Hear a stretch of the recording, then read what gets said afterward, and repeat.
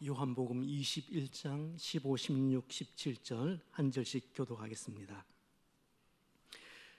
그들이 조반 먹은 후에 예수께서 시몬 베드로에게 이르시되 요한의 아들 시몬아 내가 이 사람들보다 나를 더 사랑하느냐 하시니 이르되 주님 그러하나이다. 내가 주님을 사랑하는 줄 주님께서 아시나이다. 이르시되 내 어린 양을 먹이라 하시고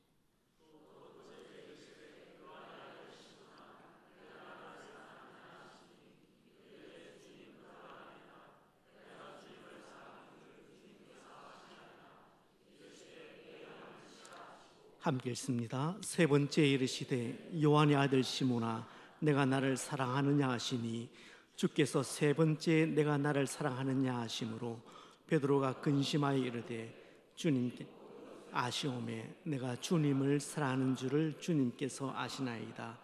예수께서 이르시되 내 양을 먹이라. 아멘. 요한복음 21장에 나오는 이 이야기는 우리에게 너무나 익숙한 이야기입니다. 그래서 뭔가 새로운 것을 건지겠다는 분이 계시다면 과연 그분에게 제가 무엇을 줄 수 있을지 많이 염려가 됩니다. 그렇지만 오늘 이 본문을 여러분과 함께 나누고 싶은 이유는 두 가지입니다. 첫째는 시기의 적절성입니다. 본문의 이야기는 주님 부활하신 후에 일어난 이야기입니다. 지난주일 우리는 부활주일로 지켰는데 시간적으로 본문이 딱 들어맞습니다. 둘째는 이 이야기가 주는 감동과 따뜻함 때문입니다. 저는 가슴이 따뜻해지는 이야기를 성경에서 하나 꼽으라고 한다면 주저함 없이 오늘 이 이야기를 끄집어내겠습니다. 이 이야기가 뿜어내는 인간적인 따뜻함을 우리 성도님들과 함께 나누고 싶습니다. 아니, 이 짧은 이야기 안에 무슨 감동이, 무슨 따뜻함이 있다고 그러나 그렇게 질문하시는 분이 계실지도 모르겠습니다. 글쎄요, 표면적으로는 상투적인 심파 영화를 보는 것 같기도 합니다. 사실 본문의 이야기를 제대로 이해하기 위해서는 두 가지 문제를 먼저 해결을 해야 된다고 생각합니다. 첫째는 헬라어 원문에 대한 이해를 하셔야 합니다. 그리고 두 번째는 오늘 이 이야기를 단편적인 하나의 사건으로만 보시지 마시고 예수님께서 잡히시던 그날 밤에 가야바의 집들에서 베드로가 예수님을 세 번씩이나 부인하던 그 사건과 연결을 시켜서 보셔야만 합니다. 그러면 오늘 이 이야기 속에 깔려있는 정서를 느낄 수가 있습니다. 그래서 주의 깊은 독서가 필요하고 깊은 묵상이 필요한 그런 본문입니다. 그럴 때 비로소 그 감동과 따뜻함이 우리 각자에게 새록새록 느껴질 것입니다. 오늘 본문은 예수께서 부활하신 후에 제자들에게 나타나신 이야기입니다. 부활하신 예수님은 여인들과 그리고 베드로를 개인적으로 만나셨고 그리고 극적으로 10제자를 만나셨습니다. 그리고 그 만남 후에 요한은 자신이 왜 요한복음을 기록했는지 그 목적을 소개하고는 갑자기 디베라 바닷가에서 고기를 잡고 있는 그 제자들의 모습으로 카메라 앵글을 돌려버립니다. 요한의 카메라에 잡힌 제자들의 모습은 베드로의 푸념 섞인 독백으로 시작합니다. 나는 물고기나 잡으러 가야 되겠다. 베드로의 시간이 거꾸로 돌아가고 있습니다. 그런데 제자들도 그 말에 동조하면서 우리도 함께 가겠다. 그리고 배에 오릅니다. 여러분, 바로 이 갈릴리 바다에서 처음으로 예수께서 베드로를 만나셨을 때 이렇게 말씀하셨습니다. 나를 따라오너라. 그러면 내가 너를 사람을 낚는 어부가 되게 하겠다. 그때 베드로는 두 번 생각도 하지 않고 그물을 버려두고 예수님을 쫓았습니다. 상황이 어느새 이렇게 역전이 된 겁니다. 글쎄요, 3년 만에 다시 잡는 그물이어서일까요? 아니면 그동안 일을 너무 오래 쉬었기 때문에 서로 손발이 안 맞아서 그랬던 걸까요? 그들은 밤새도록 그물질을 했지만 고기에 한 마리도 건져 올리지 못했습니다. 아무리 3년을 쉬었다고 하더라도 이럴 수는 없는 겁니다. 일이 왜 자꾸만 이렇게 꼬여가는지 모르겠습니다. 아침이 되면 만선의 깃발을 펄럭이면서 항구로 돌아갈 것이란 그런 기대가 물거품처럼 그렇게 사라진 그런 새벽 시간, 몸도 마음도 지칠 대로 지쳐있던 바로 그 시간대였습니다. 해변의 아침 공기를 가르면서 들려오는 음성이 하나 있었습니다. 얘들아, 고기 좀 잡았니? 아직까지 계시도 못했습니다. 그러면 배 오른쪽으로 그물을 던져보아라. 실패는 사람을 겸손하게 만듭니다. 제자들은 그 말에 순종하여 그물을 배 오른편으로 던졌습니다. 그 순간 묵직한 손맛을 느끼게 됩니다. 제자들은 직감적으로 느낍니다. 왔다. 그물을 올릴 수 없을 정도였습니다. 그리고 성경은 아주 재미있게 그 사실을 상세하게 기록합니다. 잡힌 물고기가 마치 공동의시장에서 하나하나 골라 뽑은 것처럼 씨알이 굵직한 것들 뿐이었습니다. 그리고 그 물고기 수가 153마리였다고 요한은 아주 분명하게 기록을 하고 있습니다. 아울러 그렇게 많은 고기가 한꺼번에 그물 안에 담겨 있지만 그물이 찢어지지 않았다는 사실을 요한은 또한 기록을 하고 있습니다. 아마 여기 낚시를 조금 하시는 분들 우리 교회도 좀 계신데요. 그분들이나 혹은 그물로 고기를 잡아본 경험이 있으신 분이라면 이 얘기가 말이 안 된다고 생각을 하실 겁니다. 지금 제자들이 그물을 내린 곳은 가두리 양식장이 아닙니다. 디베랴 호수, 즉 갈릴리 호수. 그래서 그 호수가 너무 커서 갈릴리 바다라고 하는 그곳입니다. 그곳에는 잡어부터 단가가 좀 되는 물고기까지 많은 종류의 물고기들이 그 안에 살고 있습니다. 그런 바다 같은 호수에 그물을 내리면 온갖 종류의 물고기들이, 다양한 크기의 물고기들이 함께 잡혀 올라옵니다. 그래서 어부들이 그물을 올리고 난 다음에 첫 번째 하는 작업은 작은 물고기는 다시 호수로 그렇게 집어 던지는 겁니다. 그리고 잡어는 잡어대로, 큰 고기는 큰 고기대로, 돈이 안 나가는 고기는 또 그대로, 그리고 돈이 좀 나가는 고기는 그대로 그렇게 선별 작업을 합니다.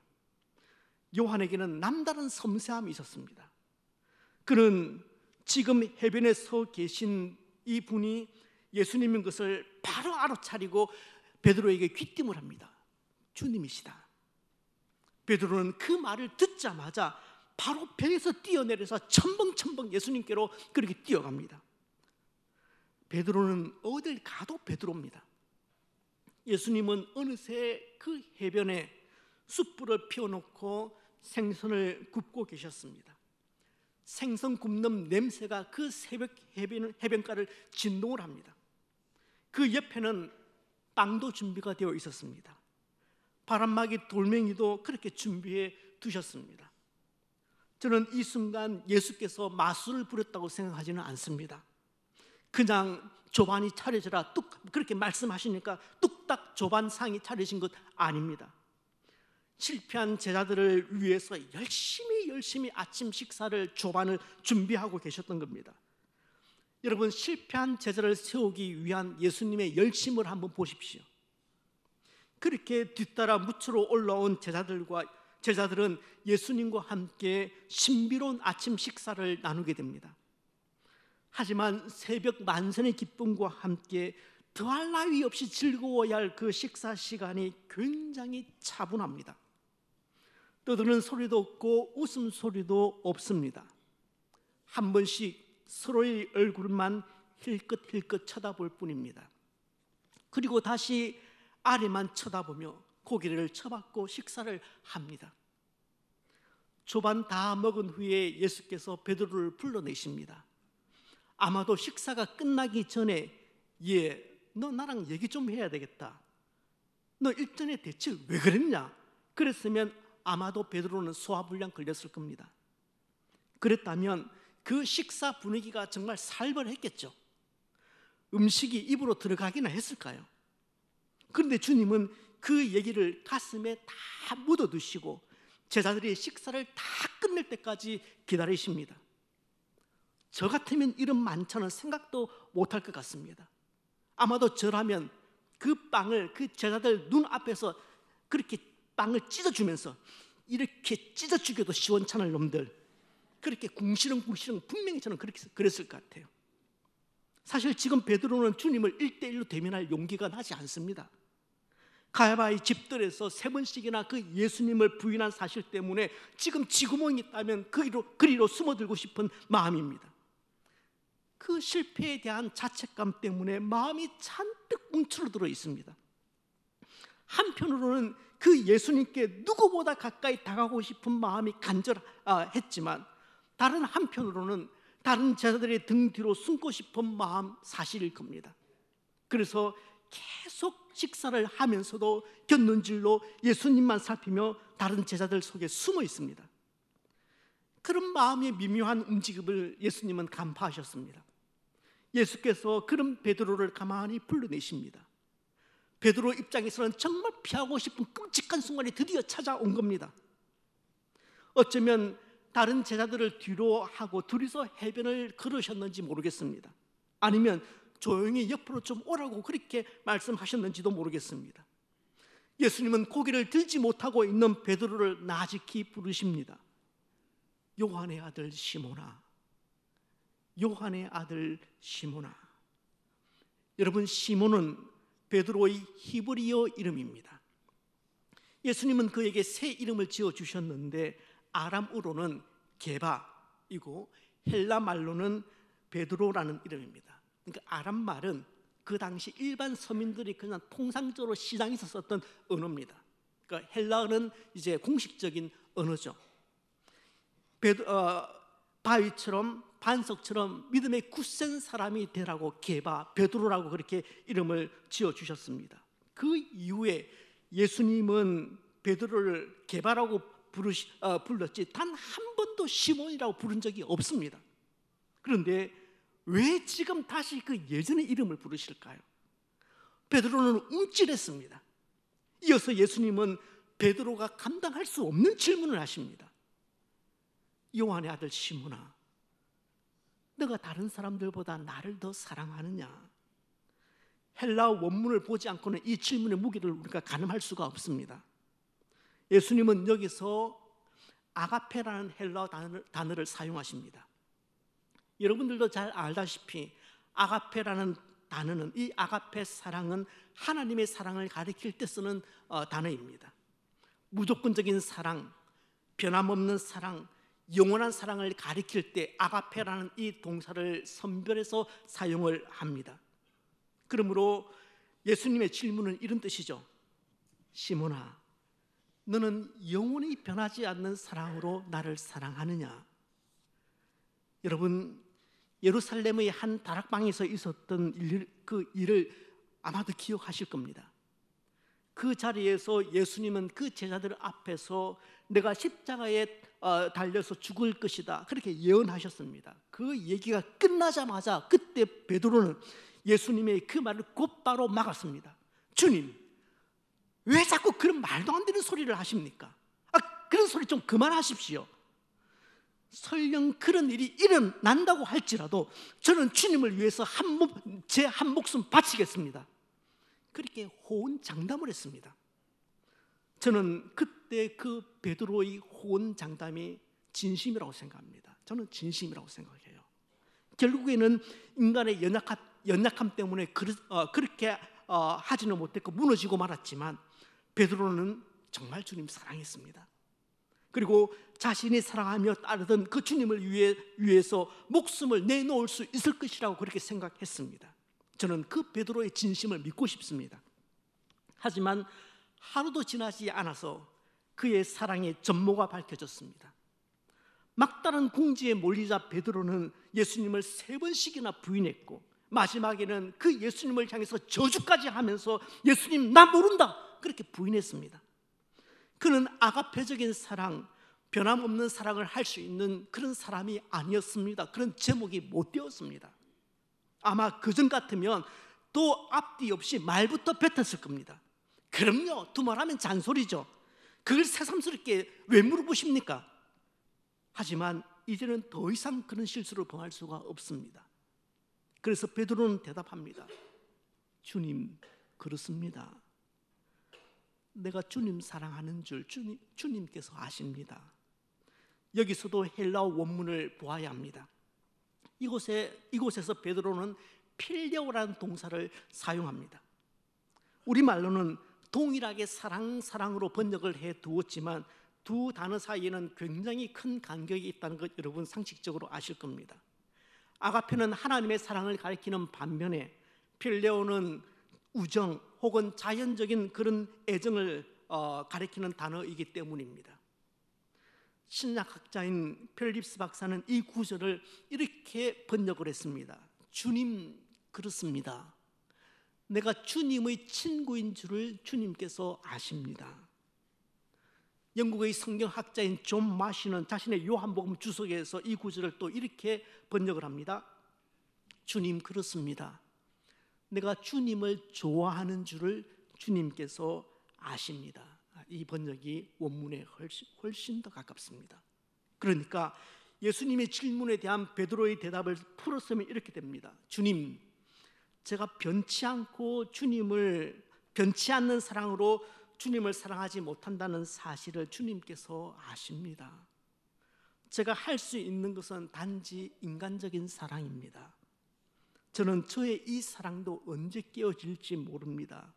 주님, 이게 접니다. 이렇게 답하자 예수님은 그 대답으로도 충분한 듯 내 어린 양을 먹이라고 그렇게 말씀하십니다. 목자이신 예수님이 그 목자의 역할을 베드로에게 맡기시겠다는 뜻입니다. 이 얘기를 듣고는 베드로는 겁이 났을 겁니다. 자신이 가지고 있는 인간적인 사랑으로는 목자가 될 수 없다는 사실을 그가 잘 알아요. 나는 죽었다 깨어나도 아가페적인 사랑으로 주님을 사랑할 자신이 없다고 말씀드린 건데 예수님이 자기 말을 잘 못 알아들으신 것 같습니다. 그런데 예수님은 모르는 척 그것으로 되었으니까 그냥 내 양을 먹이라고 그렇게 당부를 하십니다. 답답하죠. 그렇게 잠시 침묵의 시간이 다시 흘러갑니다. 잠시 후에 예수님께서 다시 베드로에게 묻습니다. 요한의 아들 시몬아, 너가 나를 사랑하느냐? 주님은 이번에도 아가페라는 동사를 사용하십니다.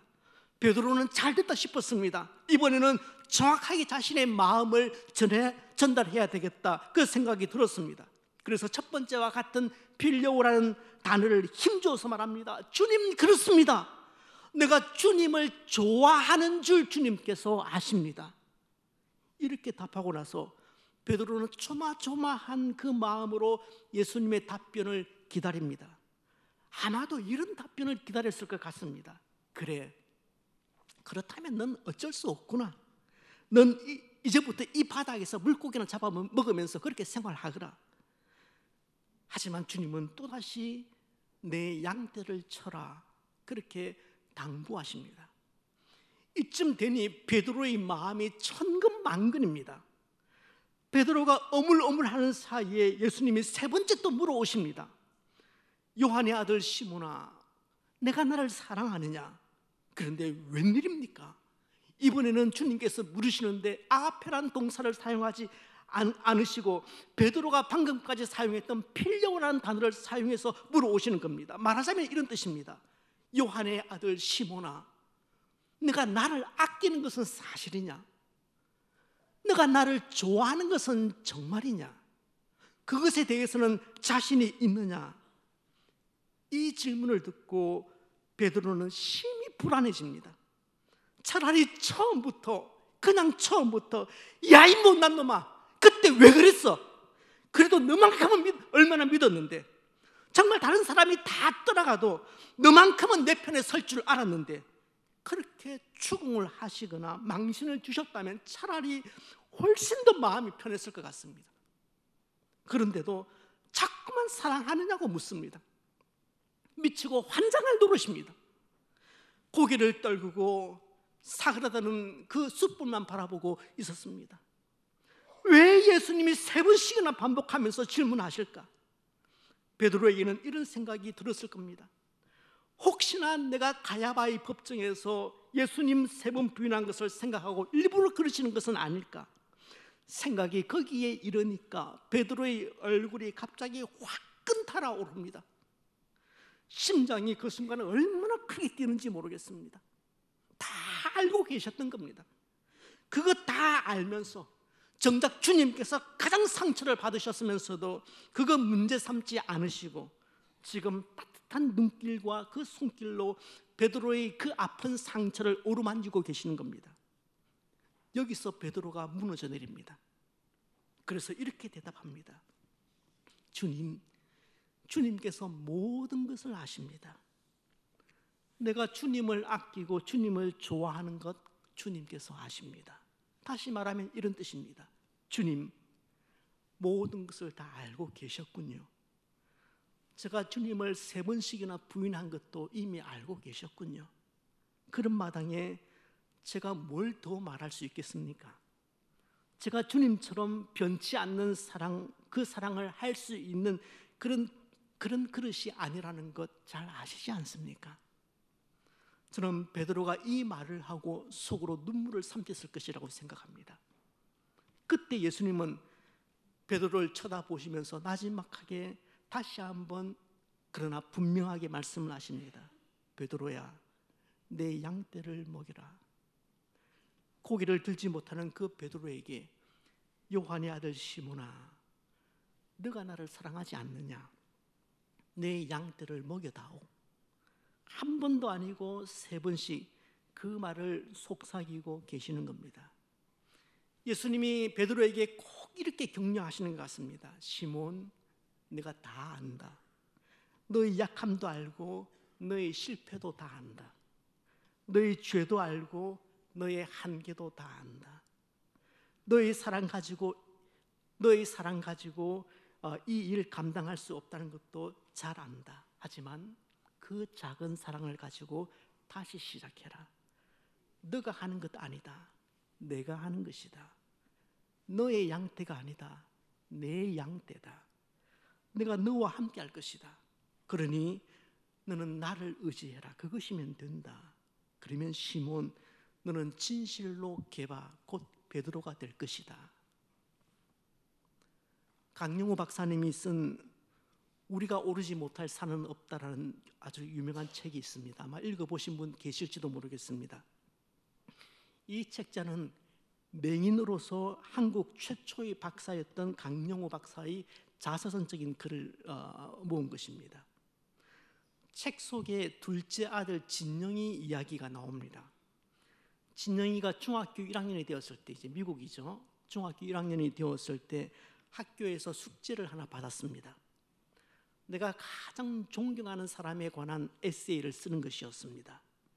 진영이는 스스럼지 않고 자신이 가장 존경하는 사람으로 마이클 조단을 선택을 하고 자신이 왜 조단을 그렇게 좋아하는지 그 이유를 에세이로 쭉 썼습니다.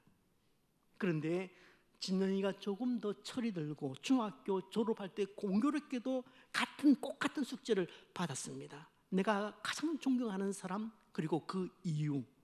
그때 진영이는 자신이 가장 존경하는 사람은 더 이상 마이클 조단이 아니라 내 아버지라고 그렇게 썼습니다. 맹인의 핸디캡을 딛고 일어나서 미국에서 가장 존경받는 50인 중에 한 사람으로 선정이 되어서 어둠에 있던 수많은 사람에게 빛을 전하고 용기를 전하고 있던 그의 아버지가 얼마나 자랑스러웠는지를 썼습니다. 그런데 이야기는 거기서 끝이 나지 않았습니다. 좀 더 시간이 흐른 후에 진영이는 이렇게 쓰고 있습니다. 나에게 만약 다시 한번 똑같은 제목으로 글을 쓸 수 있는 기회가 주어진다면 난 존경하는 사람이 또 한 번 바뀔 것 같다. 이번에는 틀림없이 나의 어머니가 될 것이다. 내가 좀 더 철이 들면서 생각해 보니까 우리 아버지가 그 어두움의 시간을, 그 곤고한 시간을 견디고 일어설 수 있었던 가장 중요한 것은 그것은 어머니의 사랑 때문이었다. 아빠를 변함없이 사랑해주고 아빠를 변함없이 격려해주고 그 곁에 머물러서 아빠의 눈이 되어주고 아빠의 손이 되고 아빠의 발이 되었던 우리 엄마, 그러면서 우리 자식들을 훌륭하게 키워준 우리 엄마의 사랑 때문에 우리 아버지는 아버지가 될 수 있었기 때문이다. 이렇게 기록하고 있습니다. 여러분, 수많은 지시와 지적이 사람을 변화시키는 것이 아니라 사랑이 사람을 변화시킵니다. 그래서 요한의 아들 시몬아, 내가 나를 사랑하느냐? 이 질문에는 적어도 두 가지 의도가 있는 것 같아요. 첫 번째 의도는 베드로를 향한 주님의 사랑을 깨닫게 해 주시고자 하는 의도입니다. 저희 집 막내딸이 어릴 때 종종 이렇게 물었습니다. 시은아, 아빠 사랑해? 커서도 아빠랑 살 거야? 시은이가 고개를 끄덕끄덕합니다. 그러면 기다렸다는 듯이 그 딸을 으스러지게 안으면서 아빠도 시은이 사랑해? 그렇게 고백합니다.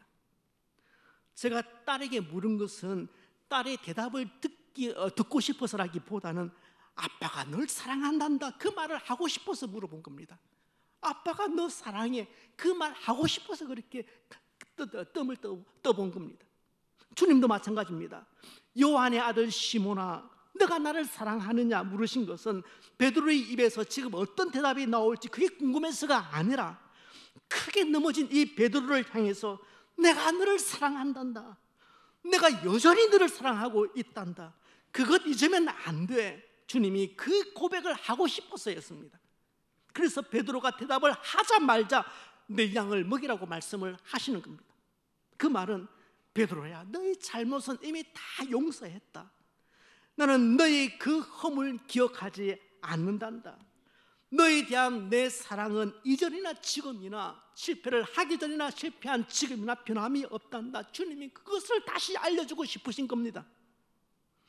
두 번째 의도는 베드로에게 주님을 떠나서는 아무것도 아니라는 것을, 주님을 떠나서는 우리가 하루도 제대로 살 수 없다는 것을 깨우쳐 주시기 위해서였습니다. 요한의 아들 시몬아, 내가 나를 사랑하느냐? 그 주님의 질문 앞에 아주 선명하게 깨달아지는 그런 사실이 하나 있습니다. 그래, 나는 주님을 사랑하지 않고서는 살 수 없는 존재다. 나는 주님을 떠나서는 살 수 없는 존재다. 지금 베드로는 주님 떠나겠다고 그렇게 나섰습니다. 사명이고 뭐가 다 필요 없다, 그렇게 떠난 겁니다. 그러나 그것은 그저 떠나는 채 했을 뿐입니다. 마음이 너무 괴롭고 답답해서 그저 떠나는 채 했을 뿐입니다. 그런데 주님의 질문 앞에서 다시 분명해졌습니다. 나는 주님 없이는 살 수 없는 존재다. 여러분, 혹시 이 자리에 실패의 쓰라림을 안고 살아계시는 분 계신가요? 말씀을 듣고 결심을 해도 자주 넘어지시는 분 계십니까? 주일 말씀을 듣고 그 말씀이 깨달음은 있었지만 채 며칠을 지나지 않아서 또 넘어지는 나를 발견하시는 분들 계십니까? 나는 안 되나 보다, 나는 처음부터 걸렸나 보다, 그렇게 생각하시는 분 계십니까? 이 시간 조용히 들려오는 그 주님의 음성에 한번 귀를 기울여 보시길 바랍니다. 너는 나를 사랑하느냐? 여러분은 이 질문에 어떻게 대답하시겠습니까? 원망하고 싶으시면 원망하십시오. 하나님은 사랑이시라고 하시면서 우리 가정만 왜 이렇게 유독 힘이 듭니까? 원망하고 싶으면 원망하십시오. 투정하고 싶으면 투정하십시오. 나 이제 신앙생활 안 한다, 이제 교회도 끝이다, 뻗대고 싶으면 한번 뻗대 보십시오. 그러나 이 시간에 다시 한번 진정으로 묻습니다. 여러분, 주님 없이 살 수 있습니까? 주님 없이 이 사망의 음침한 골짜기를 지나갈 수 있겠습니까? 주님 없이 이 죽음의 요단강을 혼자 건너가실 수 있겠습니까? 사랑이 본질입니다. 사랑이 사람을 변화시킵니다. 사랑이 사명의 본질이고 사랑이 섬김의 본질입니다. 예수님의 양떼를 먹이고 기르는 일에 있어서 가장 중요한 것은 목자로서의 훈련도 아니고 양떼에 대한 지식도 아닙니다. 그거 다 필요해요. 그러나 2차적입니다. 예수 그리스도로부터 받은 사랑, 그리고 그분께 대한 사랑, 그것이 가장 중요합니다. 그래서 사랑이 없으면 그 어떤 일도, 그 어떤 섬김도 껍데기가 되어버리는 것입니다. 사랑이 실패자를 다시 일으켜 세웁니다. 사랑만이 그의 상처를 치료할 수 있고 그의 한계를 넘어설 수 있도록 해주고 방향을 잃지 않도록 해줍니다. 그래서 사랑이 없다면 그 어떤 사명도 허구일 뿐입니다. 이 공동체 안에도 사랑이 없다면 아무것도 아닙니다. 부활하신 주님께서 그 제자들을 만나시면서 거듭거듭 말씀하셨던 것도 평안과 사랑이었습니다. 주님의 사랑이 먼동이 튀어오는 그날 베드로를 다시 붙잡았습니다. 주님께서 이 아침에도 우리 귀에다 이렇게 속삭입니다. 너가 나를 사랑하느냐? 이 질문에 다시 한번 여러분은 어떻게 대답을 하시겠습니까? 말씀드린 것처럼 이 질문은 주님을 향한 우리 사랑을 촉구하는 듯 하지만 사실은 내가 널 사랑한단다, 그 말씀을 더 하시고 싶어 하는 겁니다. 어제도 넘어진 우리에게, 허구 헛날 넘어지는, 허구 헛날 변심하는 우리에게 그래도 내가 널 사랑한단다, 그 말씀을 주시고 싶은 겁니다. 왜냐하면 결국 사랑이 승리하기 때문입니다. 그 주님의 마음을 읽으셔야 합니다. 저는 요한복음 21장을 가지고 설교를 하면서 우리 사명에 대해서 설교하는 것을 수없이 들어봤습니다. 거기에 대해서 제가 딴지를 걸 마음은 없습니다. 사명을 주시는 본문이니까, 사명을 새롭게 하시는 본문이니까요. 그러나 그게 핵심일까 저에게 묻는다면 저는 그건 핵심은 아니라고 생각합니다. 그것보다 더 중요한 무게중심은 주님께서 내가 너 사랑한다, 그 말씀을 그 실패자에게 먼저 주고 싶어 하시는 것입니다. 그래서 저는 이 본문이 단지 사명을 새롭게 하시는 그 본문이라기보다는 그 실패자를 다시 일으키시는 주님의 사랑이 이 본문의 무게중심이라고 생각하고, 베드로가 그 사명을 깨닫기 전에 그 주님의 사랑을 먼저 알았으면 하는 그 마음이 훨씬 더 크다고 생각합니다. 그래서 저는 감히 여러분에게 다시 말씀드릴 수 있을 것 같습니다. 여러분, 주님이 부활하셨습니다. 그 주님이 저와 여러분을 변함없이 사랑하고 계십니다. 그 사랑을 확인할 수 있다면, 그렇다면 이제 여러분들도 이렇게 한번 고백해 보시길 바랍니다. 주님, 저도 주님 사랑합니다. 주님, 매번 넘어지지만, 매번 실패하지만 그래도 저 주님 사랑할 겁니다. 그렇게 한번 고백하시길 바랍니다. 아마 또 넘어질 거예요. 또 실패할 겁니다. 말씀대로 한번 살아보려고 그렇게 다짐을 해도 또 실패를 하실 겁니다. 그래도 오늘 이 본문의 말씀을 다시 한번 기억할 수 있다면 바로 그때 그 자리에서 주님, 저 주님 사랑합니다. 주님, 또 넘어졌지만 그래도 저 주님 사랑할 겁니다. 저 주님 놓지 않을 겁니다. 그렇게 한번 대답해 보시길 바랍니다.